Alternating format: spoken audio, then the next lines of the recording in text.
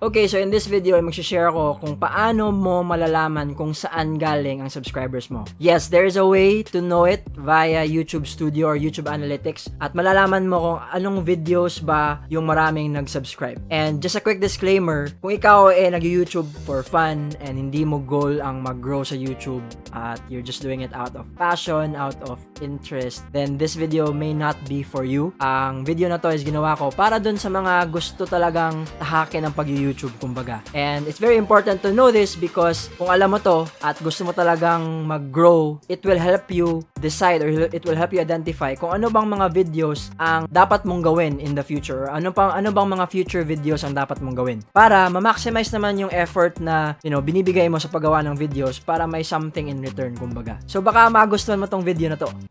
Baka lang naman.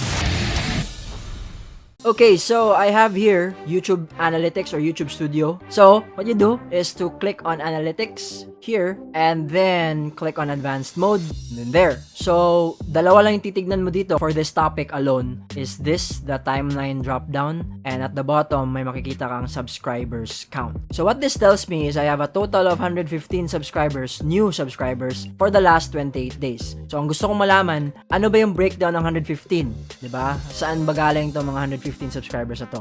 So on the left side, by the way, kinlik ko yung subscribers na option para i-sort niya from highest to lowest. So I have here on the left side the name or the videos that I made. So what this tells me is that 11 of the 115 new subscribers came from the 10 free intro music for YouTubers video na ginawa ko. So given that, it will tell me na, oh, okay, gusto pala ng mga viewers ng mga free YouTube intro music, di ba? Or anything free siguro, I don't know. So ang gagawin ko, di ba, if gusto ko talagang ipagpatuloy ito and it's in line with the genre or niche ng channel ko, is gagawa pa ako ng more videos like this. Like for example, I'm gonna do 10 more, di ba, next week or next month. And I'm sure, based on this information, na hinahanap ito ng mga tao. And in that way, mag-gain ako ng mga new subscribers. And may isang YouTuber na nagtuturo about YouTube growth na sinabi niya na you don't make videos for your subscribers, but you make videos for those who are not yet subscribed to you. And that's partly true because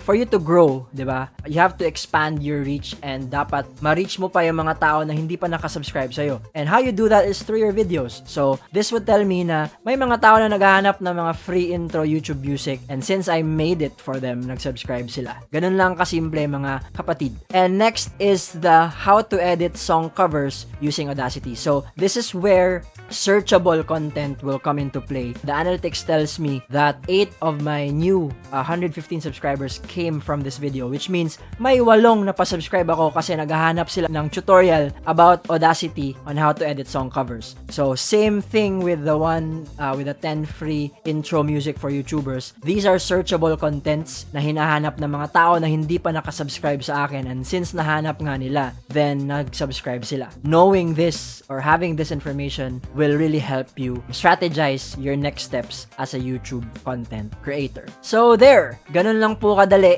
malaman kung saan galing yung subscribers ng videos or ng channel mo. Nasa sayo na yan kung gagamitin mo to. Although I'm sharing analytics here and numbers, I'm also gonna tell you not to obsess on this information. Ang ibig kong sabihin is that wag kang malungkot or wag mong hayaang magdepende yung pag-YouTube or paggawa mo ng video sa analytics because it can sometimes be demoralizing, di ba? Na grabe yung effort mo sa paggawa ng video na yun tapos walang nanood, walang nag-subscribe. Please, wag, because pag nangyari yan, hindi mo itutuloy yung pag-YouTube mo. So I'm gonna end this video right here. Maraming salamat sa panunood, and sa lahat ng mga sumusuporta sa channel, maraming salamat sa inyo, yung mga suki sa comment section. Thank you so much from the bottom of my heart. Abangan nyo yung Bantayan Island cinematic video kasi it's my 4th day of looking for the right music for that video. But sige lang, if you like this video, don't forget to like, share, and comment ka na din sa baba if may tanong ka about anything about YouTube. And yeah, subscribe if you haven't yet. Click